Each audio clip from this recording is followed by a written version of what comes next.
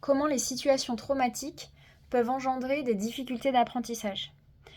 Tout simplement parce que quand on vit dans l'insécurité, ou quand on vit de l'insécurité à l'école par exemple, ou dans l'insécurité en famille, par exemple quand on est enfant, notre système nerveux est constamment en mode sympathique, donc fuite ou combat, ou en mode dorsal, figement, si le danger perçu ou vécu est trop grand. Et dans ces cas-là, le cortex préfrontal, donc la partie du cerveau qui permet d'apprendre, de se concentrer, etc., il s'éteint. Parce que pour le système, c'est pas ça la priorité. La priorité, c'est vraiment de rester en vie, que le corps survive. Et la priorité n'est pas aux apprentissages intellectuels, aux pensées, etc. Donc quand on a vécu l'un des 10 traumas d'enfance dont je parlais dans ma vidéo précédente, on a 32 fois plus de risques d'avoir des problèmes d'apprentissage.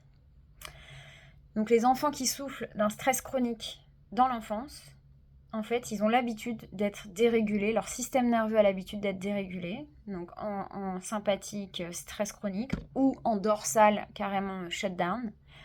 Et du coup, il faut comprendre que ce n'est pas possible physiologiquement d'apprendre dans ces conditions.